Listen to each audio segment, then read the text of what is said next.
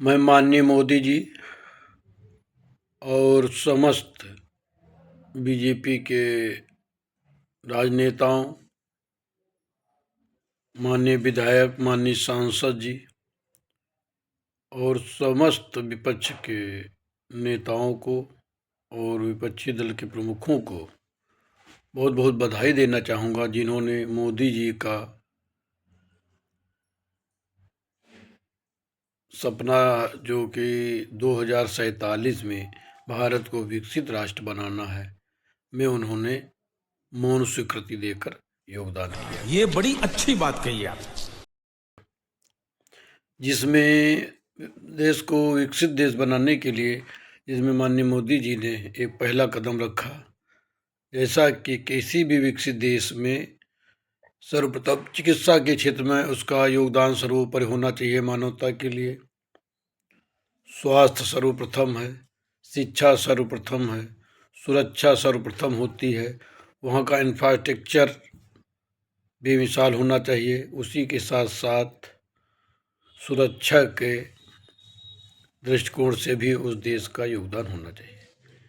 इन मानकों में जो देश खरा उतरता है वही देश विकसित देश कहा जाता है, जहाँ पर ज़्यादा से ज़्यादा लोगों को रोजगार मिले, सबको शिक्षा मिले, सबको सुरक्षा मिले, सबको स्वास्थ्य की सुविधाएं मिले, जिसमें हमारे माननीय मोदी जी ने और बीजेपी की पूरी टीम ने बढ़ चढ़ कर हिस्सा लिया और उसका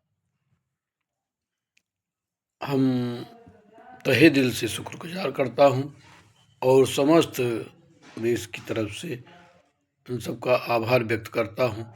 इनमें से इनके प्रमुख कुछ कार्य हैं जिनको जो अभी बहुत तत्काल में पेश किए गए माननीय जी के द्वारा, वो मैं आप लोगों के सामने रखना चाहता हूँ।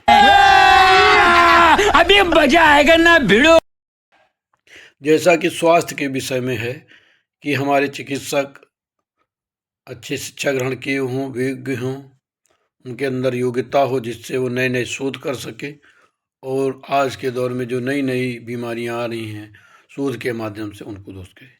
इसमें हमारे माननीय मोदी जी का एक अप्रतिम योगदान ये रहा कि उन्होंने ऐसे मेधावी छात्र चिकित्सा क्षेत्र में उन्होंने तैयार करना शुरू किया है, जो कि -40 नंबर तक अगर वो ले आते हैं तो उनको भी विशेषज्ञ की डिग्री मिलेगी। ये इनका एक प्रथम चिकित्सा के क्षेत्र में अपूर्व योगदान है। क्या क्या बात कर रहे हैं? अब नंबर 2 पे आ जाइए शिक्षा के क्षेत्र में। अभी कुछ समय पहले जब जैसे ही ये विद्यालयों का शुरुआत होती है मार्च अप्रैल में, तो मैंने मीडिया के माध्यम से और लोगों के माध्यम से सुना कि बहुत सारे विद्यालय बंद कर दिए गए। सुनने में ये आया कि वहाँ पर बच्चे ही नहीं हैं। तो शायद हमको ये लग रहा है, क्योंकि जब -40 नंबर ही लाना है यानी शून्य भी नहीं लाना है, तो उन विद्यालयों पे करोड़ों अरबों रुपए खर्च करने का कोई लाभ नहीं है।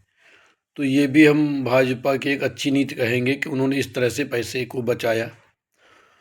और इस तरह से जब किसी भी पद के लिए कोई योग्यता का मानदंड ही नहीं रहेगा तो फिर उसको शिक्षा की ज़रूरत भी नहीं रहेगी, और जब शिक्षा की ज़रूरत नहीं रहेगी तो विद्यालय की ज़रूरत नहीं रहेगी, और जब विद्यालय की ज़रूरत नहीं रहेगी तो शिक्षकों की ज़रूरत नहीं रहेगी, और जब शिक्षकों की ज़रूरत नहीं रहेगी तो अरबों रुपए शिक्षकों के वेतन पे जो खर्च हो रहा है वो पैसा बचेगा, जिससे देश हमारा आगे विकसित होगा। तू समझा? हाँ। नहीं, तू समझा नहीं। यही कंडीशन हमारे स्वास्थ्य क्षेत्र में है। जब -40 यानी 0 भी नंबर नहीं लाना है तो ऐसे मेधावी छात्र सरलतम मिल जाएंगे समाज में, और हमारे चिकित्सा क्षेत्र में जो अरबों रुपए का खर्चा आता है मेडिकल कॉलेजों में, उनको चिकित्सा क्षेत्र में पढ़ाई करने के लिए MBBS की, वो भी नहीं करनी पड़ेगी। तो इस माध्यम से स्वास्थ्य का क्षेत्र भी हमारे उसमें जो है एक अप्रतिम योगदान देकर विकसित भारत को बनाने में एक नींव की ईंट साबित होगा।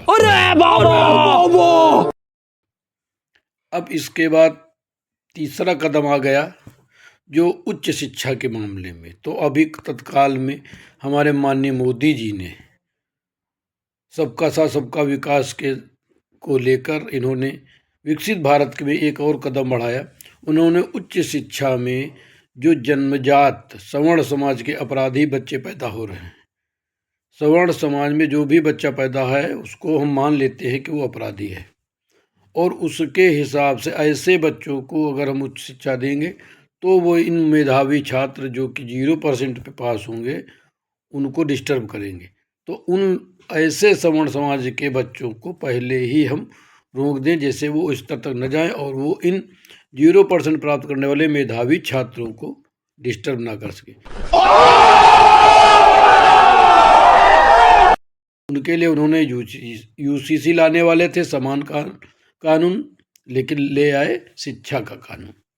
तो इस तरह से इन्होंने जो विकसित भारत के लिए इतने बड़े बड़े कानून और प्रभावी कानून बनाए जा रहे हैं, इससे हमको लगता है 2047 क्या, ये 2027 और 2029, अगर 27 में नहीं तो हो सकता है 2029 में विकसित भारत जरूर बनेगा।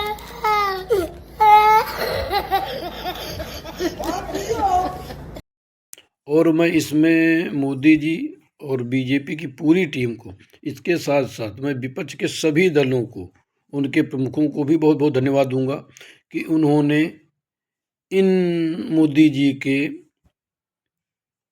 महान कार्यों में उन्होंने भी पूरा योगदान दिया।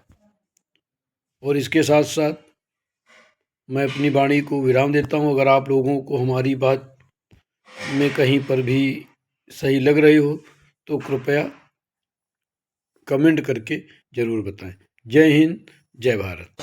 हमारे यहाँ ऐसा ही होता है।